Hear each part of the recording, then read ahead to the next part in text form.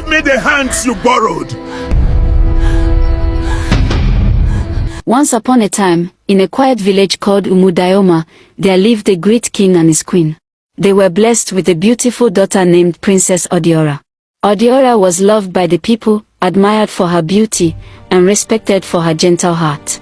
But unknown to everyone, a strange destiny awaited her. Every morning in the palace, her voice could be heard. She sang with her maidens, filling the palace with joy and laughter. Singing was her happiness and the pride of the kingdom. Many men came to marry Odiora. Rich men, powerful men. But Odiora said no to all of them. I am waiting for the husband the gods will send. I will know him when I see him. Odiora always liked going to the stream.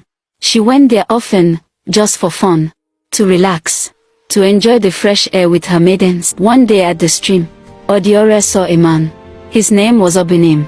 Their eyes met. Who is that man?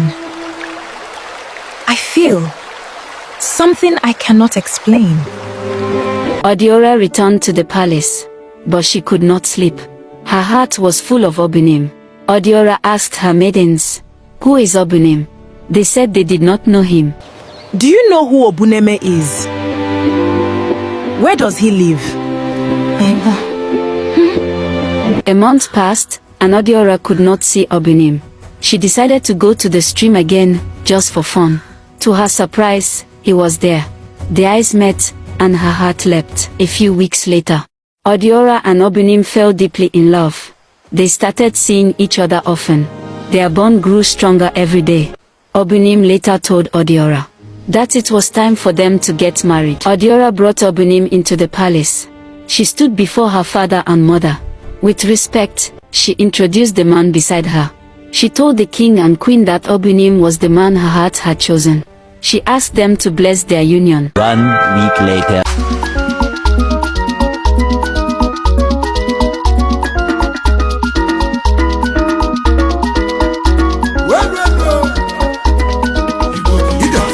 Since their wedding, Odiora noticed that Obunim had been acting strangely.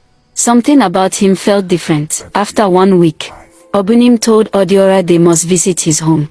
Odiora followed. On the day of their journey, the whole village gathered at the palace. The king and queen stood before their daughter, blessing her as she prepared to leave.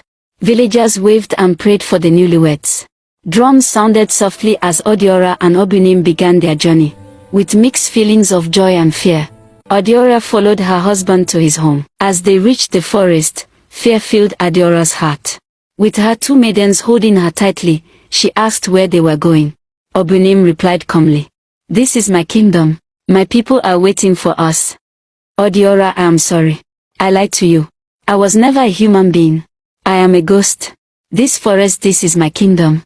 This is where I belong. Silence. Odiora stood frozen in shock, unable to speak, her heart pounding with fear. Everything I had, everything I wore, I borrowed them. And one by one, the people I borrowed from would come to take back what was never truly mine. People came out from the forest. They came to collect what Obunim borrowed. First, they took his hands. Another person came forward. They took Obunim's legs. He could no longer stand. The last person stepped forward. They took Obunim's head. What remained fell to the ground. Odiora screamed in fear. She was tied to a tree. Finally, Obunim collapsed. What remained was only a skeleton lying on the forest floor. Odiora stood frozen in shock. Later, Odiora was captured. She was tied to a tree. Her maidens were killed. She was dirty, weak, broken, waiting for a miracle. Back in the palace, the king and queen waited. Months passed. No word from Odiora. The chief priest was called. He consulted the gods. He said Odiora married a ghost. The chief priest stood before the king and the villagers. He told them the gods had spoken. He said the princess was still alive, but she was trapped inside the evil forest. He warned them that the journey would be dangerous. Then he said only 2 strong warriors could go. Warriors with courage and a fearless heart, to bring the princess back home. Inside the shrine, the chief priest cooked the warriors for the journey. With herbs, chants, and fire, he strengthened them for the dangers ahead. As dawn broke, the 2 warriors set out for the evil forest. The king, queen, elders, and villagers stood watching, praying for their safe return. Hope followed them as they disappeared down the forest path. Inside the forest, the warriors fought fierce evil spirits. One warrior was badly wounded, but they pressed on. After a fierce battle, the warriors defeated all the evil spirits. Silence returned to the forest. Princess Odiora, tied to a tree, weak, dirty, barely breathing. The warriors untied Princess Odiora from the tree.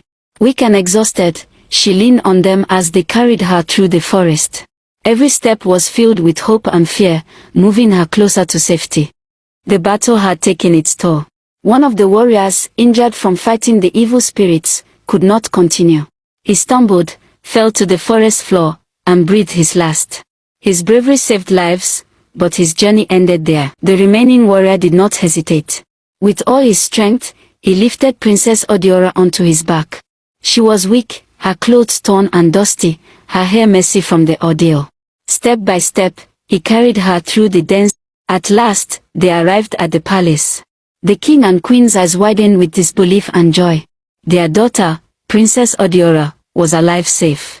Tears streamed down their faces as they ran forward to embrace her. Villagers and elders cheered, their hearts filled with relief and happiness. The warrior who had saved her stood humbly, exhausted but proud. In that moment, the palace was filled with laughter, tears, and celebration. After all the fear and pain, joy had returned to Umu Diyoma. 1 week later. Odiora later married the brave warrior who saved her.